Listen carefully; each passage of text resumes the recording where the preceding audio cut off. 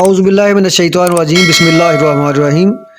तमाम नेज़ाबाज़ भाइयों नूं ते नेज़ाबाज़ी दे शौकीन दोस्तां नूं ते तमाम सकाफत दे जिहड़े अमीन लोग हैं उन्हां नूं मेरा सलाम। नाज़रीन, असीं वीडियो अपलोड करते रहने हैं, लेकिन कोई हिकमत अमली के तहत कुछ साडे अपने प्लैन होंदे ने पब्लिक वास्ते या तंजीम दे, ते कुछ वीडियो असीं लेट अपलोड करने हैं। पुराण 8 फरवरी नूं एक नेज़ाबाज़ दा मुकाबला होया सी और ओदियां वीडियो उस तो बाद फालिया मुकाबला है कोई होर मेले की वीडियो साढ़े खास जोड़े सैमीनार ने उन्होंने वड्डी LED ते विखाने वास्ते असीं रखियां ने। सारे मेला जोड़ा कामयाब किया खसूसी तौर पर काबशां शामिल सी चौधरी नदीम खादम साहब दियां, और उस वे वाकई मेला अच्छा उन्हें बड़ा एप्रीशिएट किया मेला लवाण वालियां भी। राजा नईम साहब नूं उस तो बाद खराजे तहसीन पेश किया गया सी उन्होंने तरफों राजा शबीर लहड़ी साहब नूं कि जिन्हों ने इन्हां इहो ਜਿਹੇ इवेंट्स की बुनियाद रखी। अच्छा इंटरव्यू हो रहा है सर जी, क्रेडिट सारा लैने ब्रांड में जाता है क्योंकि इतना पहला नेज़ाबाज़ी का कोई शौक नहीं है।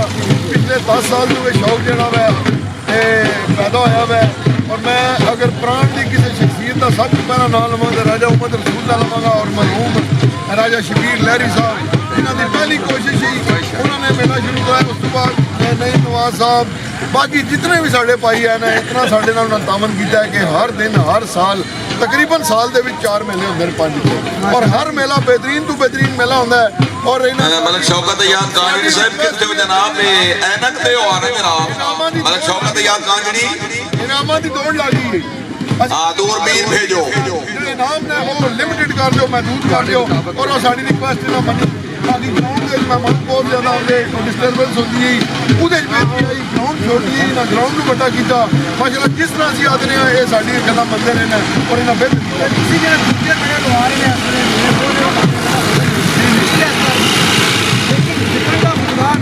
सर जी मैं जितने ऑर्गेनाइजर होवांगा या चीफ जज होवांगा मैं उसका जिम्मेदार अल्लाह के फजलो करम नाल हर जगह होना वा।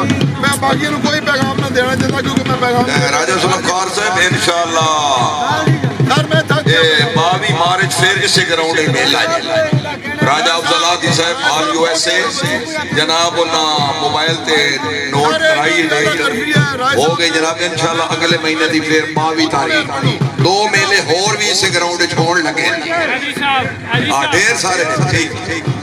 राज साहब ने मैं रिक्वेस्ट की थी कि जज साढ़े पैंदे इन्होंने कोल घोड़े भी है, मैं क्या खुद शुरू करो नेज़ाबाज़ी और बेटियां कराओ।